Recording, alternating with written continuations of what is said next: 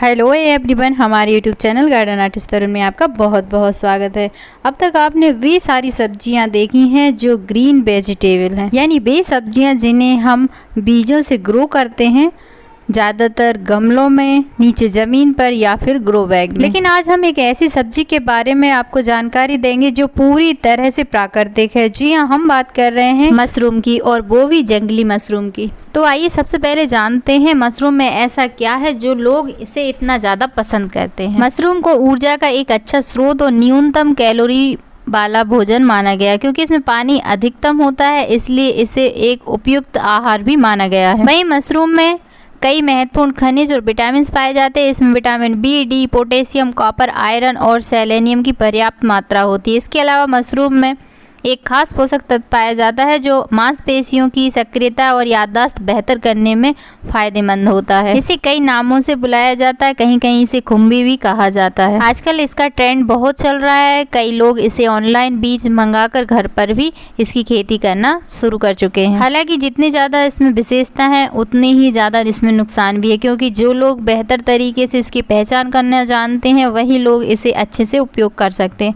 बाकी ये जहरीले भी होते हैं, लेकिन सारे मशरूम जहरीले नहीं होते। जिन लोगों ने इसे पहले खाया हुआ है वो लोग उसे बेहतर तरीके से पहचान सकते हैं, क्योंकि जो जहरीली मशरूम रहती है उसकी टोपी सफ़ेद नहीं होती, वहीं उसकी टोपी पर कहीं कहीं दाने भी होते हैं।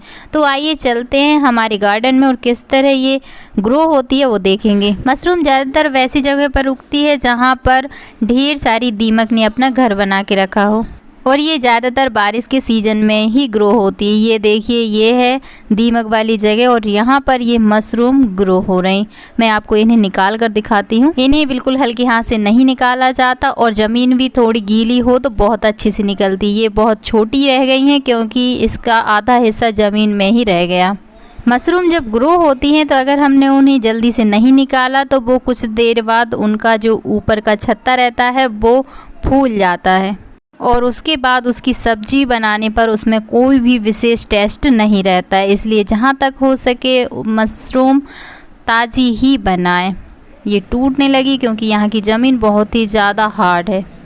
सूखी हुई ज़मीन में इसे निकालना बहुत ही मुश्किल होता है, इसलिए ये बारिश के सीज़न में जब ज़मीन बहुत ज़्यादा गीली होती है बहुत ही जल्दी और बहुत अच्छे से निकल जाती है। ये तो कुदरती रूप से तैयार मशरूम है, लेकिन क्या आप जानते हैं कि मशरूम के बीज सबसे पहले किस देश ने तैयार करे? जी हाँ, हम बात कर रहे हैं संयुक्त राज्य अमेरिका ने तैयार किए थे। तब से धीरे धीरे करके पूरे विश्व में कई जगह मशरूम का उत्पादन किया जाने लगा। ये कई प्रकार की होती है और कुछ मशरूम ऊपर से छतरी की तरह दिखाई देती है। ये जो कुदरती मशरूम रहती है इसमें भी 2-3 वैरायटी आती है। एक मशरूम रहती है जिसका आकार कुछ ज़्यादा बड़ा होता है, ये मीडियम वाली मशरूम है, और जो हमने पहले फ़ोटो दिखाई थी पतली और बहुत ही ज़्यादा बड़ी, वो मशरूम भी होती है। ये सारी मशरूम निकल गई, हालांकि इनका आधा हिस्सा ज़मीन में ही रह गया क्योंकि ज़मीन ज़्यादा गीली नहीं थी तो वो अच्छी तरह से नहीं निकल पाई। इसके बाद इन्हें अच्छी तरह से धोया जाता है और उसके बाद फिर इनकी सब्ज़ी बनाई जाती है।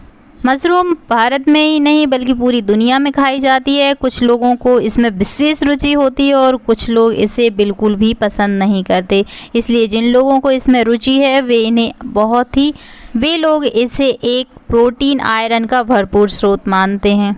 तो ये थी आज की वीडियो, बहुत ही ज़्यादा गुणों से भरपूर सब्जी यानी मशरूम की। फिर किसी नई वीडियो में किसी नए टॉपिक के साथ, तब तक के लिए नमस्कार। प्लीज़ कमेंट करके ज़रूर बताएं आपको हमारी वीडियो कैसी लगी और कौन कौन सब्सक्राइबर भाई या बहन को मशरूम बहुत ही ज़्यादा पसंद है। Thanks for watching.